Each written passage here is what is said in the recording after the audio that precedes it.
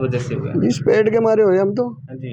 ये पेड़ की हमें घनी दिक्कत हो रही है, इतने तो आदमी मर जाता जब भी दिक्कत नहीं थी, आज पेड़ की इतनी दिक्कत हो रही। हमारा बाप दादा पूरा कम से कम 100 साल रह के चलेगा नीचे से, कोई गाँव में तो बेटा तो उसकी चिरगत पब्लिक रहती, वो काम भी ठीक रहते हौली हौली से उसके तो। ये हमारा टाइम आएगा तो हमारे टाइम में सफा करवा दिया ने तो क्या करा हम।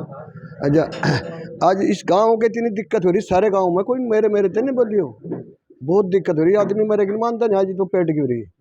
और न सोचे में दूसरे भाई इस तो सर पे तक खिलाफ हो जाएगा भाई, उनने कटवा दिया वो, समझा, ये नया कारण है, ये तो अपनी जगह से ही है, ये तो रटक नहीं रख रहा। यूं बता रहे खाना भी नहीं खाया आपने? खाना जी कल खाया था मैं, तो बात कर रहा, आज सुबह ही नहीं, कल सुबह आ जाता मैं, भैया अंजल नहीं करा। हाँ जी, भैया अंजल नहीं करा आज से बहुत की शान थी, धरोहर थी, राष्ट्रीय धरोहर थी। यहाँ 100 साल पुराना गांव की एक चौपा बरगद का पेड़ था गांव की चौपाल में। वो एक नूरदीन नामक व्यक्ति ने सुबह सुबह अर्ली मॉर्निंग उस पर इलेक्ट्रिकल मशीन कटर आता है, वो चला के वो पेड़ काट दिया है।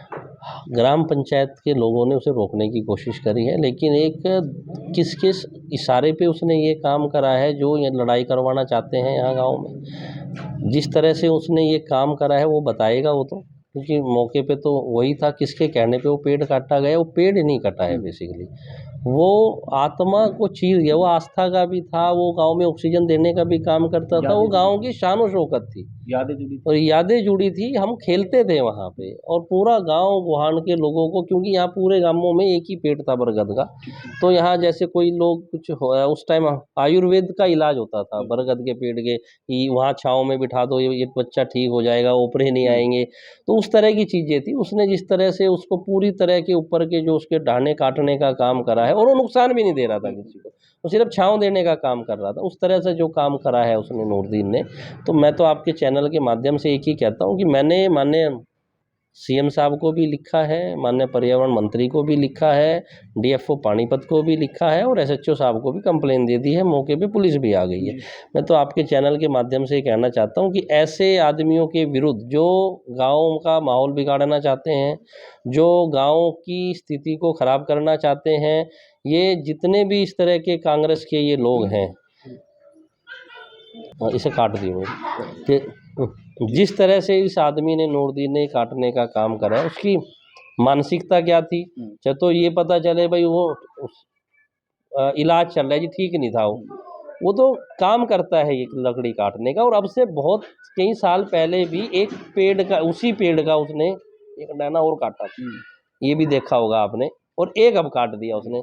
उस पेड़ के साथ में उसकी क्या दुश्मनी रही है, हमें तो ये समझ नहीं आ रहा है। किस विषय में वो काटा है, किसकी जय पे काटा है, या उसका घर वहाँ नहीं, उसका रास्ता वो नहीं है, उसका आना जाना वहाँ से नहीं है, वो एक दूर से चल के आया, कटर मशीन लेके आया, और रातों सुबह ही सुबह अर्ली इन द मॉर्निंग उसने वो पेड़ काट दिया, और रोकते रोकते काटा। मेरा तो ये एक तो ये है कि सब अनजाने में गलती हो गई, मैं अनजाने में भी नहीं, जब मौके का सरपंच और वहाँ रहे लोग उसको रोक रहे हैं, मैंने अपने आदमियों के द्वारा, मैं तो सुबह सुबह का टाइम था, तो वहाँ लोगों का फ़ोन आया, तो मैंने कहा भाई इसको इमीडिएटली रोक दो, तो सबने उसको कहा, और 2 दिन पहले से कह रहे हैं उसको भी पेड़ ना काट दियो, नहीं तो तुम्हारे खिलाफ कानूनी कार्रवाई बन जाएगी। लेकिन उसने अभद्रता करते हुए जिस तरह से वो पेड़ काटा है, वो पेड़ नहीं कटा है, वो मतलब एक रूह काँप देने वाला काम हुआ। सरपंच साहब, आप कोई पंचायत के द्वारा रेजुलेशन भी दिया गया था? मैंने ग्राम पंचायत के द्वारा लेटर लिखा था, क्योंकि माननीय मनोहर लाल जी द्वारा 75 वर्ष के ऊपर वाला जो पेड़ था, उसकी पेंशन मतलब देख रेख के लिए सरकार 3,000 रुपये देगी। उसको लेके हमने सारी जो कागज पत्तर है वो पूरी प्रक्रिया हम उसमें कर रहे थे, जो हमें डीएफओ साहब ने बताया था रेजुलेशन पास करने का, क्योंकि आचार संहिता बीच में थी, तो फाइल तैयार है, मैं दिखा सकता हूँ आपको, सारी चीज़ें हमारी तैयार थी। लेकिन अब मेरे को ये समझ नहीं आ रहा है कि मैं कहूँ तो किसको कहूँ। मतलब मेरे लिए ऐसी दुविधा हो गई है कि ये पेड़ किस पर्पज से काटा गया, मतलब मकसद क्या था, कि भाई ये हमने कटवा दिया क्या, क्योंकि चौपाल का काम शुरू हो रहा है, कल को लोगों ने एलिगेशन हम पे लगाना जी बरगद का पेड़ कटवा दिया, तो ये तो हमारे सामने ये कांड हो गया।